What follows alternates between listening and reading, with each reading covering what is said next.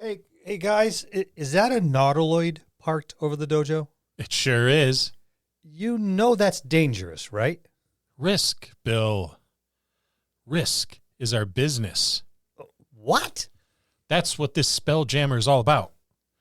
That's why we're aboard her. Lou here. Beam us up, Louie.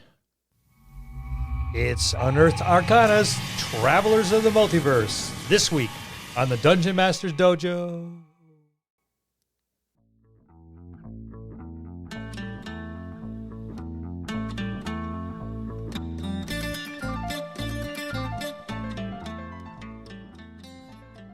Hello, and welcome to another episode of the Dungeon Master's Dojo podcast. This is a show for game masters and players alike. We hope to bring you tips and tricks to elevate your game and develop the art of dungeon mastery. I'm your host, Louis Aponte, and these are your dungeon masters, Scott Labby and Bill Robotile. Let's enter the dojo and see what they have in store for us today.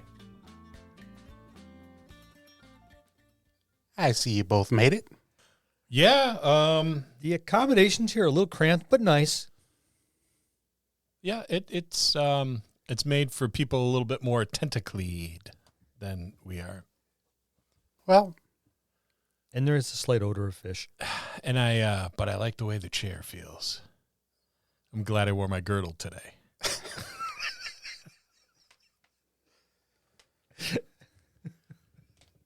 I forgot my toupee. I don't even know what to say now.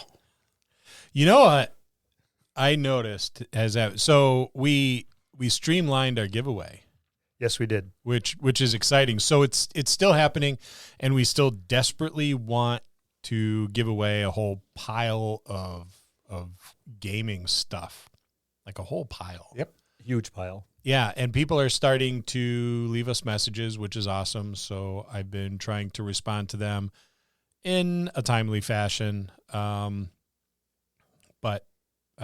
send us messages and enter to win an epic pile of gaming stuff.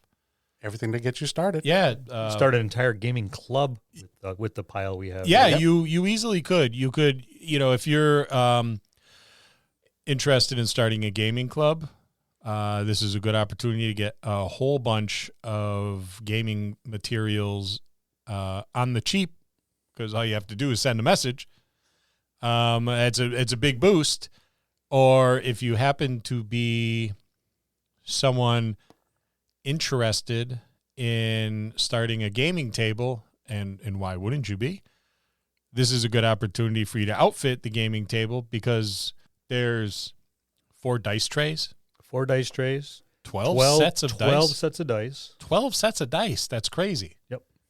And then a plethora of books, if you will. And the starters kit and the essentials kit to get you started. Yes. And each one of those, I believe, has I'm going to say module, but an adventure that comes with it. Yep.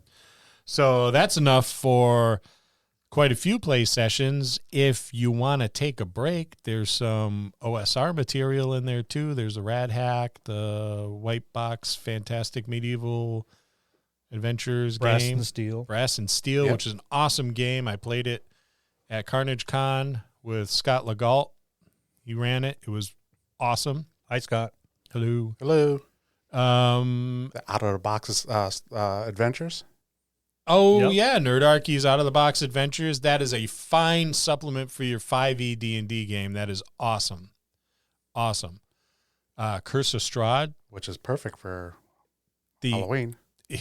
As a matter of fact, it is. In all of its coffin-shaped glory. That's right. This is just not the book. It's the collector's set, right? Yep.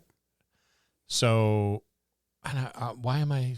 Oh, the Young Adventurers guides, all of them. Yep. For the young adventurers in your tabletop RPG world. Or if you'd like to draw some young adventurers into your gaming group. Yes, get that new blood in. Teach them how to play. That's the perfect opportunity and the perfect rule set to, get them introduced to Dungeons and Dragons and tabletop role-playing games in general. All things said, leave us a message. It doesn't even have to be a nice one. although we like those a lot. We prefer them, but we're yeah. used to the mean ones. Well, yeah. I mean, just you and I especially, because we get them from Lou all the time. Yeah. So, yeah, if you have a comment, a suggestion, praise. Something you'd like to hear. Absolutely. Yep. Just let us know that there's your forum right then and there. Please reach out to us. Here's a great opportunity. Let us know if you'd like to hear us do like an actual play. That's a good way to do that is by going to the dungeonmastersdojo.com, our home on the interwebs. Once you get to that main page, this is how easy it is because we love you guys. This is how easy it is. Once you get to that main page, all you need to do is scroll down and there's that little form that all you have to do is fill it out.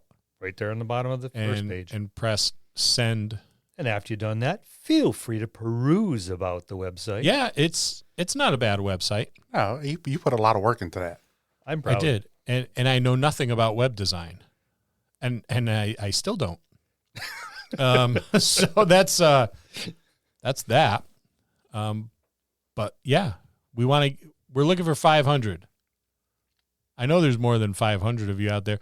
And if there's not, have your people at the gaming table submit a message too. Yeah. Even if they don't listen to the podcast, which shame on them if they don't. Yeah. But dock them experience points. Yeah, there you go. Knock them a level. Or give them experience points if they do listen. Yes. Or inspiration. Even better. Inspiration if they listen.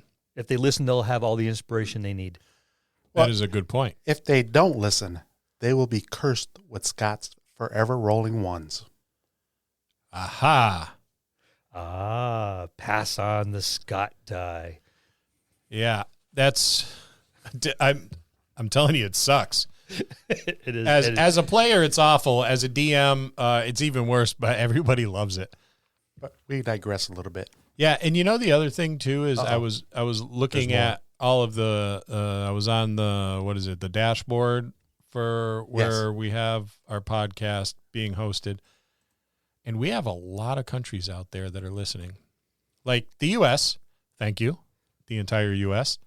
Almost the entire U.S. England. I think we're missing one state. I got to figure out which one. Yeah, find out who's slacking so we can leave a sternly written letter to the government there so they can open up our channels. I'll handle that. England is on there. Yep. So thank you. And so is Australia. Yep. And I want to Indonesia. Yep. Morocco. The United Arab Emirates is on there. Yeah. I saw that. I was like, wow, that's cool. And Spain and Czechoslovakia. Czechoslovakia. Yeah. Poland. Poland's on there. Yep. Yeah, that's where my ancestors come. Go Poland. Where else? He's going to bring out his phone. I am. I want to. At last count, that was a while I counted. It was 49 countries or provinces. I don't want to forget anybody. You don't want to exclude anybody. I was impressed. I was like, look at all these awesome countries around the globe that are listening to us. It's a boatload. Haven't you found it yet? I'm still trying to find my way around all this technical stuff. Lou will have it up in a second. Here, statistics. Yeah, maybe. Yep, That'd be it. Yep. All right. We have in alphabetical order. Yeah. The U.S., Australia, Canada, our neighbors in Canada. Thank you. Hey. United Kingdom, Denmark, Germany, Switzerland, Singapore, Spain, Japan. I was amazed that we had Japan on here. That seems so far away. Thank you for that. Poland, Sweden, the Netherlands, Ireland, Belgium, Finland, Serbia, Italy, Russia, Bulgaria, France, Greece, Israel, New Zealand, Puerto Rico. Puerto Rico is like the U.S. though, but it's awesome that we have apparently one listener in Puerto Rico. It's 1% of our total. To that listener in Puerto Rico, it's more than one person in Puerto Rico. Yes. Send us a message. His family listens too. Yeah, send us a message on the website. And also, do you have enough? I hear Puerto Rico's nice. Do you have enough room at home to facilitate 3 elderly gentlemen coming to visit you?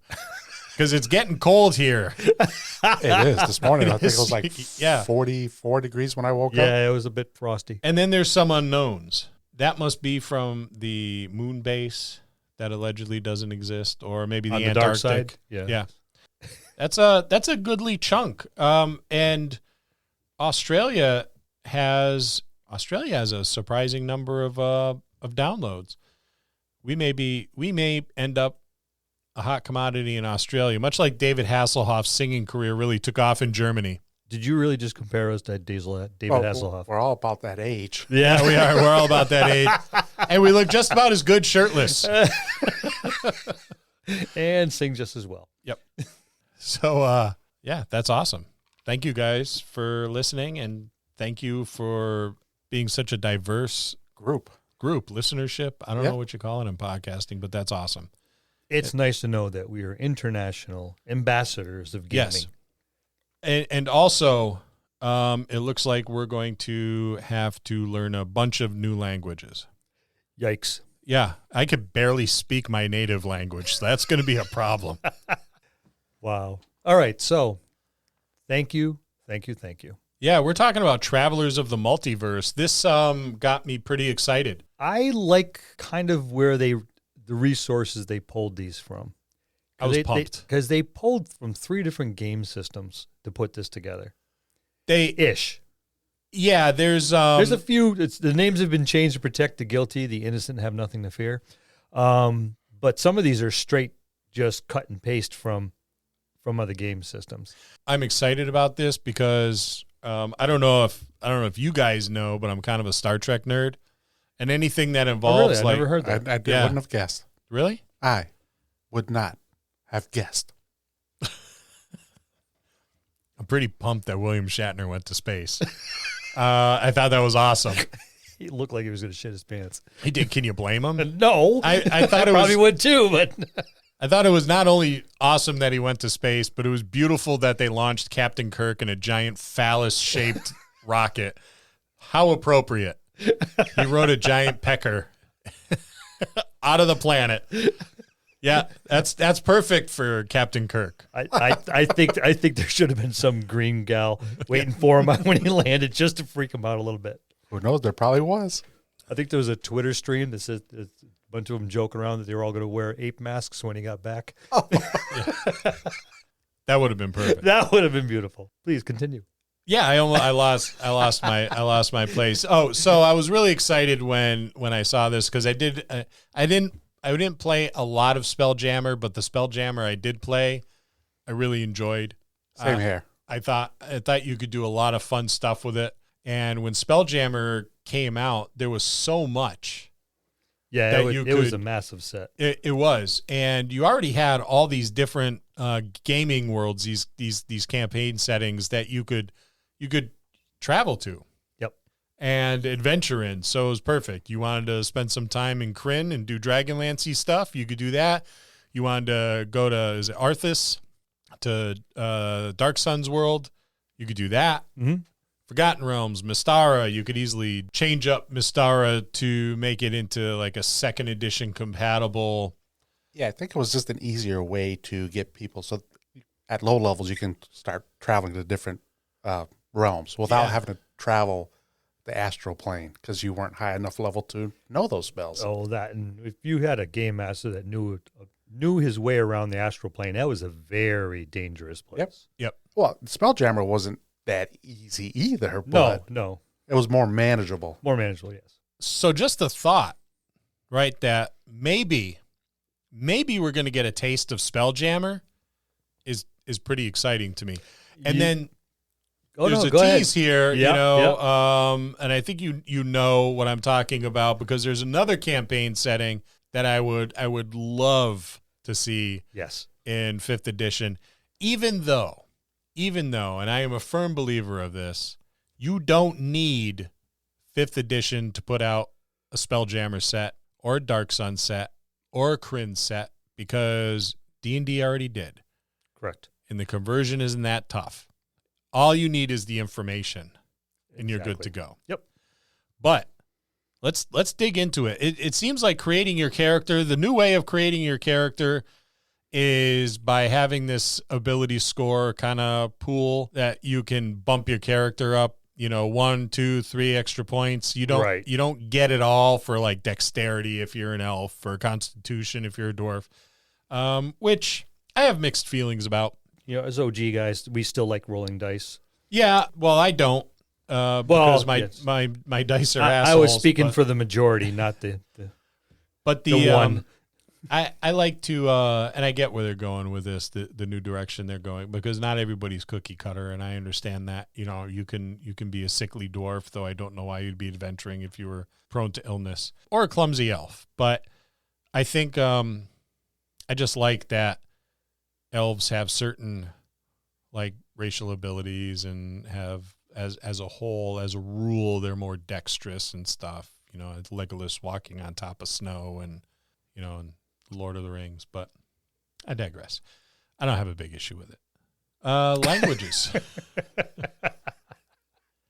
You go through the language. I mean, this beginning is the same thing. Whenever we pull anything out of Unearthed Arcana, this first page is almost always the same exact thing. It's cookie cutter for this particular point. I mean, the language. You go over the language, or you go over your creature type, your lifespan, height and weight. This is all.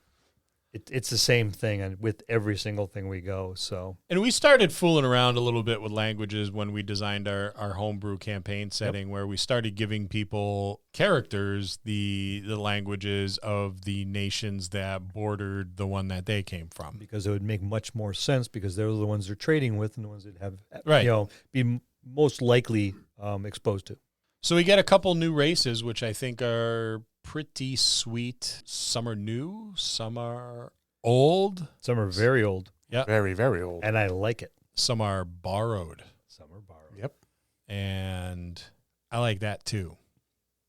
Let's talk about the astral elf. Let's talk about the astral elf. Long ago, groups of elves ventured from the Feywild into the astral plane to become closer to their gods. Life in the Silver Void has imbued their souls with a spark of divine light that manifests as a starry gleam in the astral elf's eyes. Because nothing ages in the astral plane, astral elves from that plane are thousands of years old, and their longevity gives them an unusual perspective on time. I do like that particular point of view. Yeah. Some are prone to melancholy, others display an absence of feeling altogether. May look for creative ways to occupy themselves, whether they choose to live in a quiet contemplation or strike out to explore the reaches of the multiverse. They tend to see things through lenses of time as having little or no meaning to them. That is fascinating.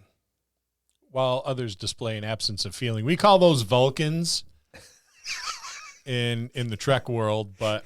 Can you see this, Lou? We're going to be dealing with a lot of this. Yes. Yep. A lot of this. Live long and prosper, astral elves. Have fun editing. Astral elf traits. Some of these are pretty standard. Humanoid, medium size. Your walking speed is 30 feet. Astral fire. One of the cantrips of your choice. Dancing lights, light, or sacred flame.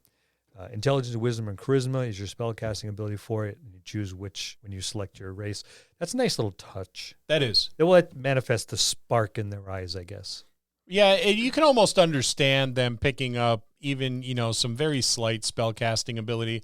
What are you going to occupy thousands of years of your time with? Right. You're going to dabble in a lot of different things. Right. Dark vision makes sense because space is dark oftenly. Fey ancestry. You have keen senses. Radiant soul. When you succeed on a death save, you can regain a number of hit points equal to your proficiency bonus plus your intelligence, wisdom, or charisma modifier. Choose when you select this race. You can't use this trait until you finish a long rest again.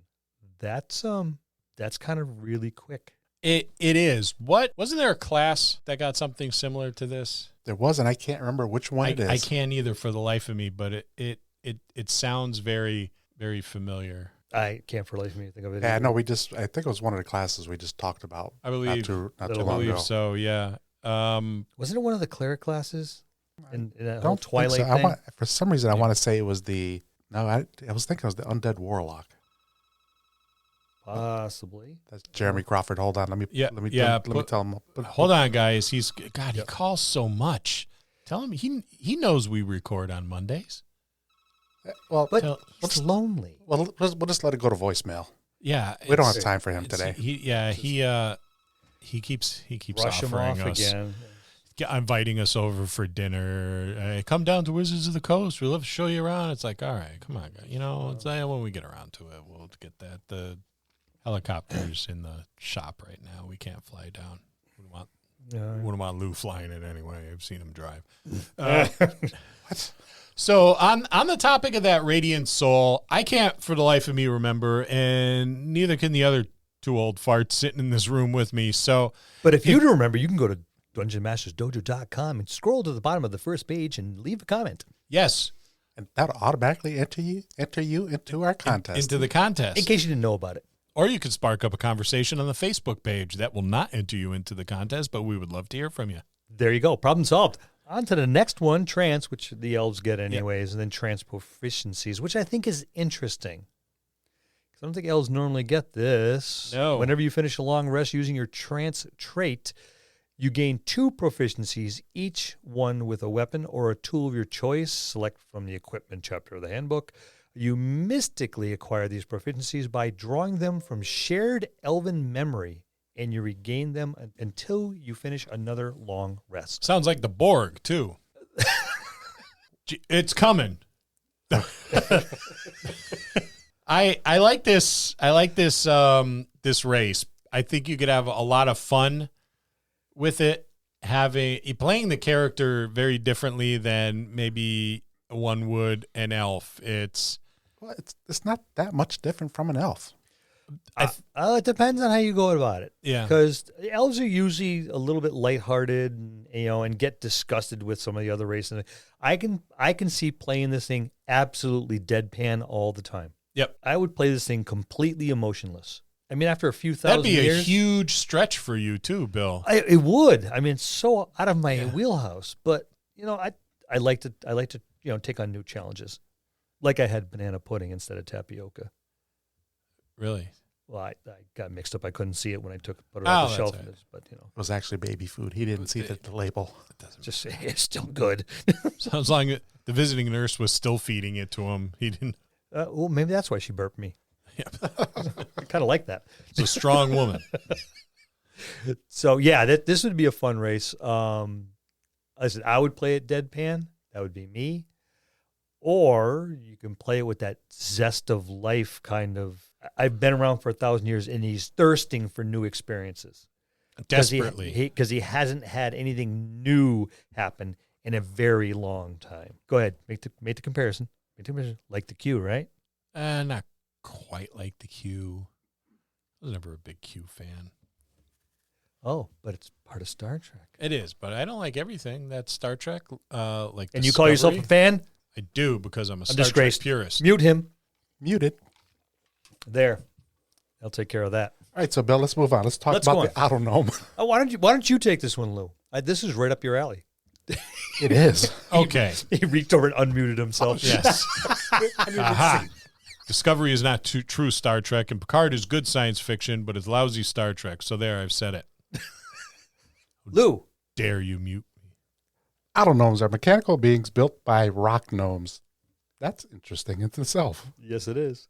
They're built by rock gnomes in their image, usually with a particular purpose in mind. For example, a gnome might build an autognome to be a steadfast colleague or a loyal companion. Sometimes, because of a malfunction or unique circumstances, an autognome becomes separate from its creator and strikes out on its own. Autognomes bear a resemblance to their creator, and most autognomes are programmed to speak and understand gnomish. The internal components used in an autognome's manufacture can vary widely. One autognome might have an actual beating heart in its chest cavity, while another might be powered by stardust or intricate clockwork gears. I like that. I do too. That's pretty That's kind of cool. Yeah. That's really cool. I like that better than the Warforged. It has more description to it. It does. Because I see the Warforged being the same thing. I see the Warforged being, well, we'll go into that. We'll do that on a Warforged one. But yeah. We should have picked up that phone call from Jeremy Crawford, because we did something very similar in our homebrew world. Yes. Yes, we did. Yeah. Can't think of what it is right now, but I know we did. Our constructs. Oh, that's right. Yes. Yep. Forgot about them. Yeah. I played one. Jeremy, call back. We need to talk. We'll actually answer this time. Yeah. They actually give an autognome history. And I actually read through these are actually, normally you get this little D8 charts, and you're like, they're okay. This one's actually pretty good. I'm reading it now, and it is pretty good. Yeah, what I would be tempted to do with an autognome in a campaign would be, did you ever see that movie 9? Yes. I think that would be something along those lines that would be incredibly fun to do with like an autognome party. Yeah. I think that you do in all essence, sorts of things. that's exactly what those were. Just in miniature. They were clockwork dolls. Yep. And clockwork people basically is what these autognomes are. And you could have a party of all these with a different kind of mechanism operating them, because they were prototypes throughout a period of time where whoever it was that was building these things was trying out all these different components. What worked better? Do I have a wind-up autognome, or something that's solar powered, or something that's actually got like the beating heart of the scientist's significant other in it, or something. Right. But it would be a magical very fun. item, an artifact, something that fell out of the sky. I mean, you can go a bunch of different ways with it. And the fun part is the autognomes are usually made to look a lot like their creator. So all your autognomes look very, very similar in the party. So from someone outside of the party, they would all look identical. Yeah. Like in 9, where a lot of them looked very, very similar except for the numbers on them. Yep. Now, some look different, but not all. So depending on what parts where they were constructed out of would probably give a predisposition to what class they would be.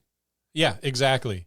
But make them all look so similar that someone outside the group couldn't tell them apart unless they had some kind of distinctive or distinguishing. Almost entirely identical. I would have them have something almost akin to like a sports jersey, where like on the back there would be like a V1 or a V2 or Yeah. But until you've seen the back, they would all look exactly alike. Yeah. Almost like their serial But numbers. to them, they look completely different. Totally different. I would like to see a party of artificers for these guys, battlesmiths.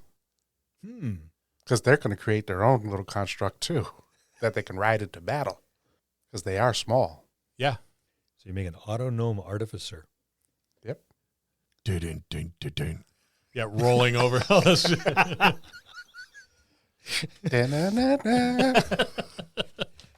I think that's where Voltron came from.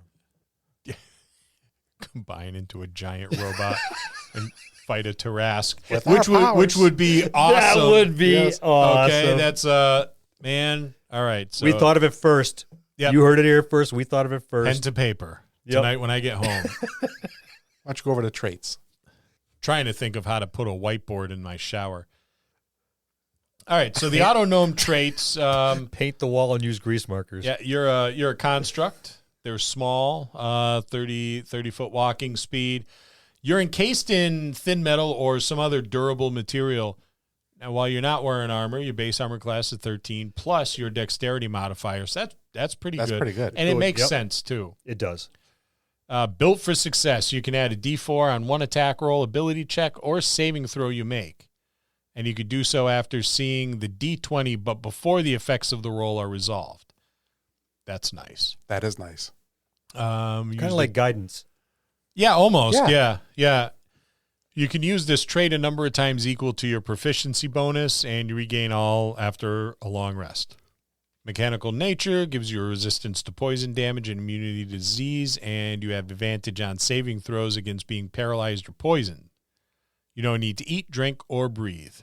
When you take a long rest, you spend at least 6 hours in an inactive, motionless state. Instead of sleeping in the state, you appear inert, but you aren't unconscious. That's Sentry's Rest. Yep. That is something from, was it the Artificers? It's the Warforged. That's The Warforged. Warforged. Yeah, the Century Rest as well as the mechanical nature. Yep. You gain 2 tool proficiencies of your choice. That's specialized design, which, this is the reason why you were That's built. also from the Warforged. Mm-hmm.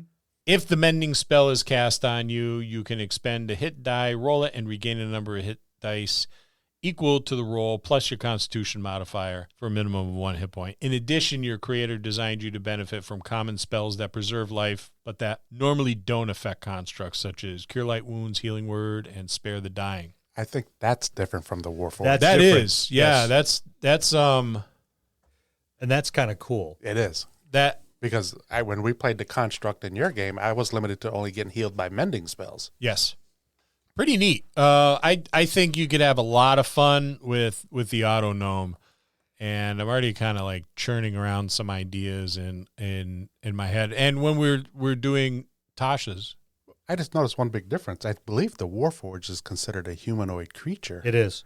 Whereas this one's considered a considered a construct. construct. yeah, interest. That is a big difference. It gets the construct gets actually considerably more advantages and resistances on its saves. Yep. Than the Warforged. Nice catch, Lou. Yeah. When we were talking about a like post-apocalyptic Eberron campaign, I think the autognome would fit in really nicely. Well, that's why I was like, because we were talking about playing Artificers there. Yep. That's why I was like, this would be perfect for it. Yes, it would. Yep. So I was like, the Battlesmith, because I would create my own battle ride, cat or something, a dog, who knows, whatever, and just ride it into battle. A giant turkey. I would do it. Why not? Yeah. Well, the best part of an emu is if you run into something, you'll probably have really good insurance. Ba-dum-bump. Can name your autognome Doug. And on to Spelljammer. One of my favorite classes, or races, I should say. I like them and I don't at the same time. It depends on my mood.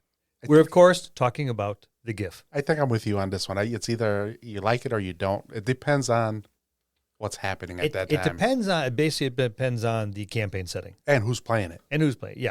It depends, because I've played them a couple times and I've loved them, and I played them a couple times and I disliked them. So I think a lot of it revolves around the campaign setting and the story that goes along with it, because they could very easily be just out of place and always seem to be that, excuse the pun, elephant in the room. So your giff, tall, broad-shouldered folk with hippo-like features. Some have smooth skin, while others have short bristles on their faces and the tops of their heads. As beings of impressive size and unforgettable appearance, giff are noticed wherever you go. Storytelling is a rich tradition amongst the giff, and it's not uncommon to see a giff recounting their past exploits to an enraptured crowd.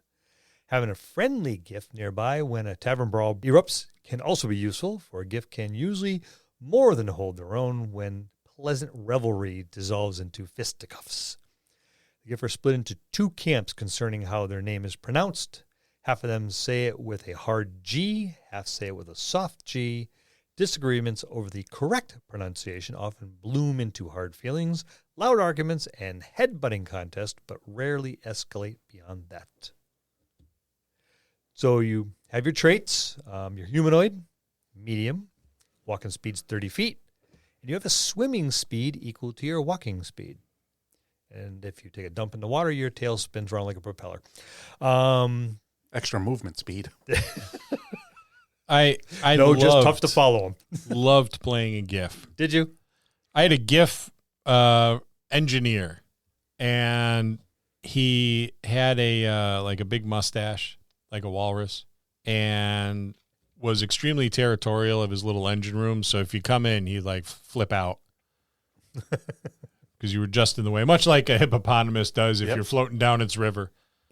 I had a great time with him. He was like covered in firearms. He was like, I'm sure that had nothing to do with it either. Yeah, like NRA Golden Eagle or something. He had a bandolier of these flintlock pistols and a saber. I like the sound of it. Scottish accent, of course. Oh, of course. I do like the damage dealer. Like a hippopotamus in a crystalware shop, you are naturally adept at damaging things. When you roll a 1 on a damage die for a melee attack, you can re-roll the die and use the new roll. You can do so no more than once per turn. This race speaks to me. Yes, it does. And, of course, you have a hippo build. You have an advantage on strength-based ability checks and strength saving throws. In addition, you count as one size larger, determining your carrying capacity and weight you can push, drag, or lift, or how many teacups you break as you go through the store. I just realized after you read this that in real life, I'm a giff. I wasn't going to say it. Because you roll dice like you have two giant cumbersome pads for hands. So it's got to be something. Just no backspin. I don't know. We got to find some way to fix your dice. Yeah, I just... well, your dice are fine. It's you. It's got to be. I've grabbed your dice and rolled right in front of you and rolled perfectly fine. Yeah, I know. Anyway, let's move on. It's the Scott curse. It's the Scott curse, which you're going to get if you don't go to our webpage. All right, the hadozee. There used to be a little game years ago called Star Frontiers. It was one of my favorite sci-fi games. What's that all about, Lou? I didn't like it too much. What do you mean you didn't like it? It's not my cup of tea. It had potential. Put some honey in it. It had a tremendous amount of potential. TSR just never really gave it the love it deserved and didn't finish it. That's true. But they had a race very similar to the hadozee called a Yazirian. Yes. And it is described here, and the hadozee have been around for a while. They were, I don't know if they were introduced in second or third edition Spelljammer, but same time the plasmoid were. Right. But the hadozee, yeah, those were the Yazirians. They were a simian-like race. Do you want to take us away on that, Lou, on the hadozee? I guess Lou wasn't paying He was over doing tech things and he wasn't reading along with us. Yeah, he had no idea we were doing a podcast. Yeah. I'm keeping a podcast going. The hadozee. Hadozees are people with simian features that long ago adapted to living among the tall trees of their homeworld. They are natural climbers with feet as dexterous as their hands, even to the extent of having opposable thumbs.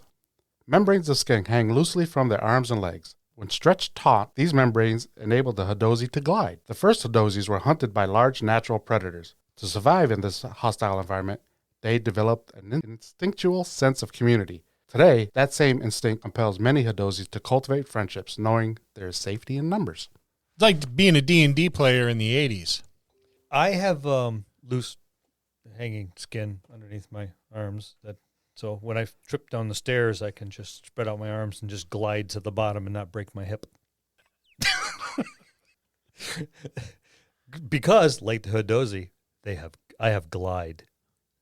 That's, I like this. I mean, you're humanoid, you're small or medium. You have to choose. So you can be larger if you want. Your speed is 30 feet. Dexterous feet. You can take and use an object action as a bonus action with your feet. Never accept a sandwich from a hadozee. Good point. Yeah. Glide. If you're not incapacitated or wearing heavy armor, you can extend the skin membranes and glide. When you do so, you can perform the following aerial maneuvers. When you fall, you can move 5 feet horizontally for every foot you descend.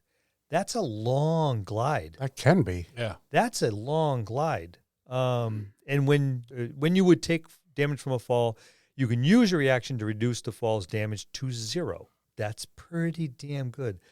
5 feet for every one. I mean, you fall 10 feet. That's 50 foot glide, feet. yeah. What if you're falling 30 feet? That's what I was just about to say. Or you're intentionally falling off of a side of a cliff or something. Right. Like 100-foot drop, you're cruising at Yeah. that point. Like one of those wing gliders. I was just about to say the same thing. So, yeah, it's just cool traits, the potential for really interesting movement, Yeah. especially if you can get yourself up on a perch. Lou has this thought. I can see it. I was just trying to think, what class would I play with this? I would think it would have to be a rogue. The rogue is a good choice. I think it would be rogue. Yeah. Glide from building to building to get your stuff. I would chase Charlton Heston through a cornfield with one of these. Because you can take medium. Why? Why not? I'd wear a big leather hat, too. Get your stinking paws off me, you damn dirty ape. I knew you were going to say that. All right, let's move on to the next one, shall we? We shall. This is the plasmoid. I like the Used plasmoid. I know. Used to be called a Dralocyte back in Star Frontiers, but it is a plasmoid in D&D. They are amorphous beings with no typical shape. In the presence of other folk, they often adopt a similar form, but there's little chance of mistaking a plasmoid for anything else. They consume food by osmosis, much in the same way an amoeba does, and excrete waste through tiny pores. That's kind of gross. because they're pooping and peeing out pretty much their pores. It's always a little dust level behind them. You know? God, doing their laundry must suck. Make sure you get a Swiffer for the spaceship. Yes, or one of those robot vacuums. Roombas. Roomba. They breathe by absorbing oxygen through another set of pores, and their limbs are strong and flexible enough to grasp and manipulate weapons and tools. Although most plasmoids are translucent gray, they can alter their color and translucence by absorbing dyes through their pores. That's what happens when they drink Kool-Aid. Tie-dyed plasmoid. Plasmoids don't have internal organs of the usual sort. Their bodies are composed of cells, fibers, plasma-like ooze, and clusters of nerves called ganglia. These nerves enable a plasmoid to detect light, heat, texture, sound, pain, and vibrations. Plasmoids can stiffen the outer layers of their bodies to maintain a human-like shape so they can wear clothing and accessories. Kind of like a giant erection. They speak by forcing air out of tubular cavities that constrict and produce sound. When plasmoids sleep, they lose their rigidity and spread out and are sometimes mistaken for a rock or some other feature in the environment. I'm sorry, I can't help not think about Gloop and Gleep from the Herculoids. From the Herculoids, yep. All I can think of is Blithrath. Yep. From our little game we did. That was fun. We'll have to have our newest. We have our intern. He's more than an intern. He's like a full blown staff member. Yes, we have a staff member now. Yes, one. We have one. It's a start. It is Frank. Thank you, Frank. Thank you. You're awesome, Frank. So if we suddenly sound professional, that is Frank's doing. I mean, Lou makes us sound good. Frank used to do this for a living.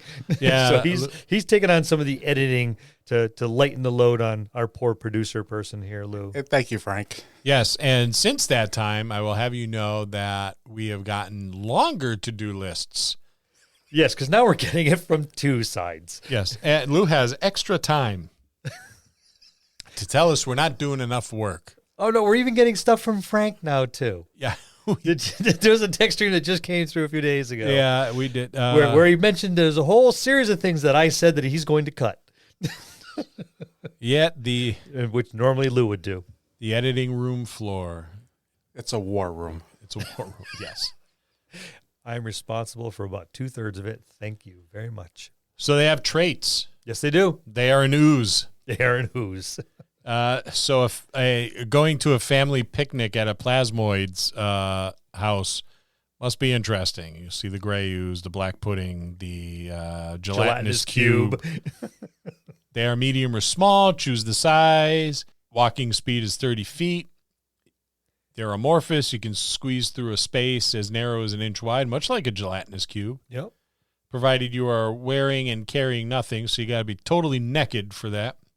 You also have advantage on ability checks you make to initiate or escape a grapple. Got dark vision. You can see in dim light within 60 feet of you as if it were bright light, and in darkness as if it were dim light. You discern colors in the darkness only as shades of gray.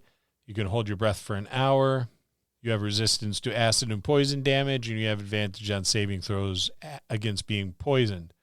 Shape Self gives you the ability, if you're not incapacitated, to reshape your body to give you a head, 1 or 2 arms, 1 or 2 legs, and makeshift hands and feet. Or you can revert to a limbless blob, no action required.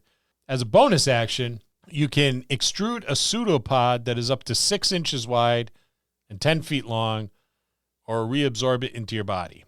You can use this pseudopod to manipulate an object, open an unlocked door or container, stow or retrieve an item from an open container, or pour out the contents of a container.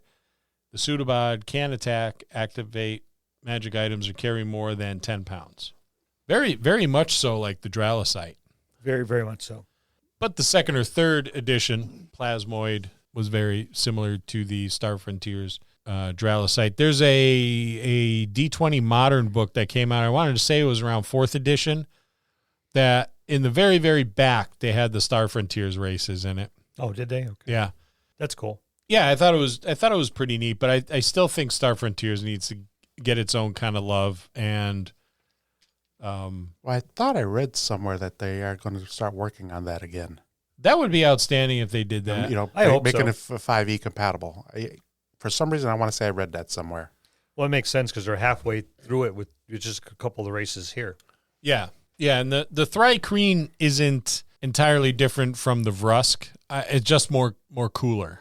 Much more cooler. Way cooler. Well, thri-kreen straight out of Dark Sun. That was my favorite. One of my favorites. I love Dark Sun. I really did. And when I was going through this, I started from the top, and I'm going on to the very last thing I see, thri-kreen. I went, holy crap, yes. Yeah, they were also, I want to say they were in either the Fiend Folio or the Monster. They were. Fiend Folio, yeah. And the Monster made the second edition Monster. Second edition Monster, yeah. Before Spelljammer, yep. came to be. But thri-kreen was a playable race. Yes, it was. In Dark Sun, which was very, very cool. thri-kreen have an insect-like features, 2 pairs of arms. Their bodies are encased in a protective chitin. They can alter the coloration of their carapace to blend in with their natural surroundings. And although thri-kreen don't sleep, they do require periods of inactivity to revitalize themselves. During these periods, they are fully conscious and aware of what's happening around them. Thri-kreen speak by clacking their mandibles and waving their antenna, indicating to other thri-kreen what they're thinking and feeling. Other creatures find this method of communication difficult to interpret and impossible to duplicate. To interact with other folk, thri-kreen rely on a form of telepathy, and I always love that. You are a monstrosity. Your size is medium or small. You need to choose when you make your character. Your walking speed is 30 feet. You have chameleon carapace. While you are not wearing armor, your carapace gives you an AC armor class of 13 plus your dexterity modifier. As an action, you can change the color of your carapace to match the color and texture of your surroundings, giving you advantage on dexterity stealth checks made to hide in those surroundings. Like in Predator. Yeah, that's kind of cool. Well, I like the color and texture of your surroundings. That's a little addition there. Yeah, but that's huge. That is pretty cool, especially if you're hunting down a bunch of gym bros in the jungle. Yeah. So that's kind of cool. Dark vision, dim light, 60 feet. And, of course, you discern colors and shades of gray. Secondary arms. You have 2 slightly smaller secondary arms below your primary pair of arms. The secondary arms function like your primary arms, but the following exceptions. You can use a secondary arm to wield a weapon that has a light property, but you can't use a secondary arm to wield other kinds of weapons. You can't wield a shield with your secondary arm. So you can still have a weapon, but they're smaller. It's got to be lighter. Sleepless revitalization. You do not require sleep and can choose to remain conscious during a long rest, though you must still refrain from strenuous activity to gain the benefit of a rest. And then the best part of all, thri-kreen telepathy. You have a magical ability to communicate mentally with any number of willing creatures you can see within 120 feet of you. A contacted creature doesn't need to share a language with you, but it must be able to understand at least one language. Your telepathic link to the creature is broken if you and the creature move more than 120 feet apart.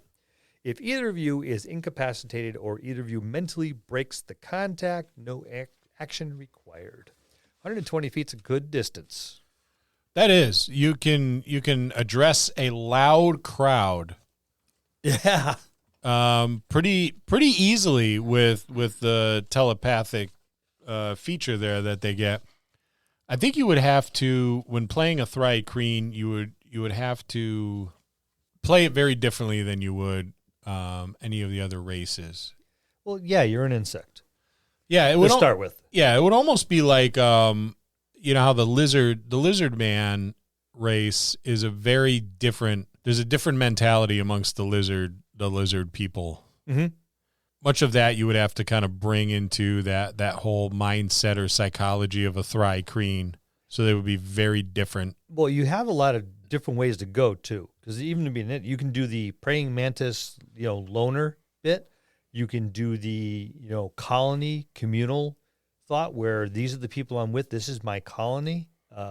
So there's a couple different ways you can go there. Number one, with the telepathy, that's going to be fun because any number of willing creatures you can see within 120 feet of you, but you can speak to whom you want. So even in a crowd, even in a group, I'm going to tell Lou and Scott, but I'm not going to tell the others. Yeah, that's pretty neat. No one can overhear you. Yeah. I would totally go the praying mantis route. Like when I ran a Spelljammer game for probably about a year, I did it in an episodic fashion because we had a pretty stable group of players, but then we get like other players that would kind of float in, drop in. Yeah, and they weren't always there. So doing it like episodic was the best way to do it. So I would still continue with that episodic thing and make it a point to do an episode or two focusing on just one character. You know, the other characters are like, you know, backup characters, so to speak. And I just thought it would be great to have like a thri-kreen Spelljammer ship pull up alongside, you know, whatever ship it is that your party's traveling in, and be like, we're here for the thri-kreen crew member because it is his time. You know, it's his mating day, and him being shit scared. You know, because he knows, okay, I gotta go home to my wife to mate, and I'm going to get my head ripped off. Twice the size of me. Yeah, I'm going to get my head ripped off, and then she's going to eat what's left of me. And just have that kind of, you know, kind of cultural thing happen, and do that with every one of the player characters on there. But I think the thri-kreen, it could easily be either kind of like a lighthearted adventure. I could see that thing going Monty Hall or Monty Python real fast. Yeah. But it would be fun doing that. I'm itching to run a Spelljammer game just because it's been a million years since I have, and it'd be nice to have. I think I still have my old Spelljammer stuff. Yeah, I have. I think I actually sold my entire collection. There was a lot to the second edition Spelljammer. I mean, it was a lot. I had it all. But I didn't see myself using it again. But pick it up. You know, you can do that and convert it to 5e. Like a good chunk of the job's already done for you with this stuff in this Unearthed Arcana. I will say one thing. It's the first time I heard somebody say Chitin when I've always called it chitin. Yeah. It's Chitin. I just looked it up on phonetically. It is chitin. Is it chitin? Yeah. I've always called it Chitin. Yeah, well, that's how you're the first person I heard it. Well, I shouldn't say that. Probably in a long time I heard. So I had to look it up. I was like, am I been saying it wrong? But phonetically, it's Kaitin. Chitin. Like the author, Michael Chitin. Okay. Or Crichton. I think that's how it is. Okay. I'm still going to say Chitin. Oh, yeah. A lot of people do. What does everybody else think about this? How do they pronounce it? Yeah. Let us know. I've heard it on Well, it's DungeonMasters.com. Go to the first page and scroll all the way to the bottom and leave a comment. Yeah. And be entered to win, for a chance to win. Twofer. Oh, we've been doing that through this whole episode. Yeah. I didn't notice. I've heard like David Attenborough or some British guy. Every time a documentary is narrated by someone with a British accent, I'm like, okay, this shit's legit. I need to watch it. But I've heard him. It's chitinous shell, and then it was ooh, all right. That's all. That's all I got. That's all you got? That's all I got. That's all he's got. Is that all you got, Bill? That's all I got. And that's Unearthed Arcana's Travelers of the Multiverse. We'll see you next time in the dojo. That's going to conclude this episode. Thanks for tuning in and listening. Please subscribe to the podcast for more great content. If you'd like to hear a particular topic, you can reach us on Facebook at the Dungeon Masters Dojo, or you can drop us an email at thedungeonmastersdojo@gmail.com. Thank you, and have a good day.